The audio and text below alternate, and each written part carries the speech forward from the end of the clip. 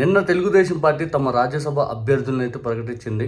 రాజ్యసభ అభ్యర్థులుగా చింతకాయల విజయ్ గారిని, సానా సతీష్ గారిని, ఆ తర్వాత ఇంకొక ఆయన్ని ప్రకటించడం జరిగింది. టోటల్గా చింతకాయల విజయ్ గారి పైన అయితే ఇప్పుడు విపరీతంగా గతంలో ఆయన మాట్లాడినటువంటి వీడియో అయితే వైరల్ అవుతూ ఉంది. గతంలో చిరంజీవి గారిని ఉద్దేశిస్తూ చింతకాయల విజయ్ గారు అన్న మాటలు చాలా దారుణం. ఆనాడు ఆ వీడియో పెద్ద ఎత్తున వైరల్ అయింది. మళ్ళీ ఈరోజు చింతకాయల విజయ్ గారి వీడియో అయితే పెద్ద ఎత్తున సోషల్ మీడియాలో చక్కర్లు కొడతా ఉంది. ఇంతకీ విజయ్ గారు దాదాపు 17 ఏళ్ళు అయినట్టున్న రాజకీయాల్లోకి వచ్చి 17 సంవత్సరాల్లో టీడీపీ కోసం బ్యాకర్లో బాగానే కష్టపడ్డాడు అని చెప్తూ ఉంటారు. ఇక పర్టికులర్గా గత 5 సంవత్సరాలు అయితే మాత్రం 2019 నుంచి 24 వరకు జగన్మోహన్ రెడ్డి గారి ప్రభుత్వం పైన విపరీతమైన నెగిటివ్ ప్రచారం చేయడంలో, ఆ తర్వాత మార్క్స్ కానీ ఇట్లాంటివి వేయటంలో, ఐటీడీపీ అనేది ఒకటి క్రియేషన్ చేసి పూర్తి స్థాయిలో పబ్లిక్లో నెగిటివ్ ఇంపాక్ట్ క్రియేట్ చేయడంలో, అబద్ధాలు అసత్యాలు ఎక్కువ ప్రచారం చేయడంలో చింతకాయల విజయ్ గారి పాత్ర అయితే ప్రముఖంగా చెప్పొచ్చు. ఇక విజయ్ గారి వీడియో ఇప్పుడు వైరల్ అవుతుంది, ఒకసారి చూడండి.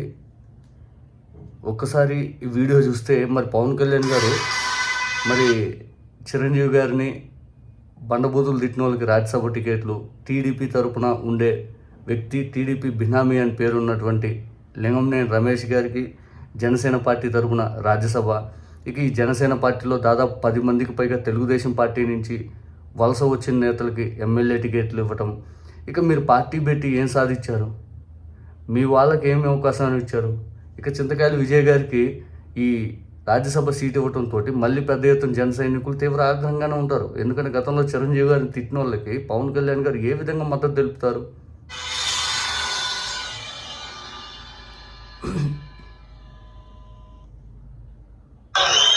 చెప్పదలుచుకున్నాను.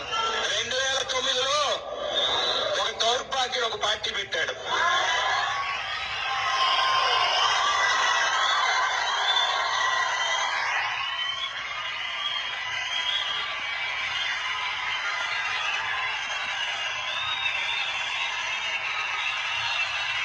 చిరంజీవి గారిని దౌర్భాగ్యుడు అని సంబోధించారు.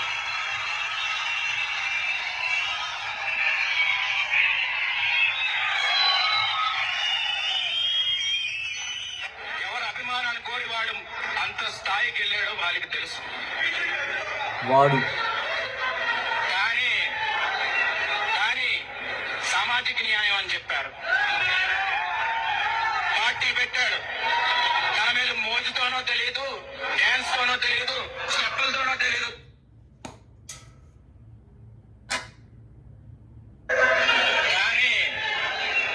కానీ సామాజిక న్యాయం అని చెప్పారు. పార్టీ పెట్టాడు. తన మీద మోజుతోనో తెలియదు, డ్యాన్స్ తోనో తెలియదు, స్టెప్పులతోనో తెలియదు, కొంతమంది ఓట్లేశారు. 80 లక్షల మంది ఓట్లేశారండి. ఆ 80 లక్షల మందికి వాళ్ళ దగ్గరకు వచ్చి వాడు ఎప్పుడన్నా కానీ తాకట్టు పెడతానని పార్టీ ఒక్కసారి చెప్పాడా అని ఒకసారి మీరు అందరూ ఆలోచించాల్సిన అవసరం ఉంది.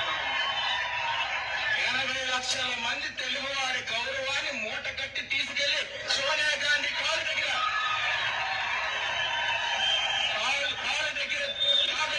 దౌర్భాగ్యుడు చిరంజీవి అని చెప్పి ఈ సందర్భంగా మీ అందరికీ అర్థమైందా?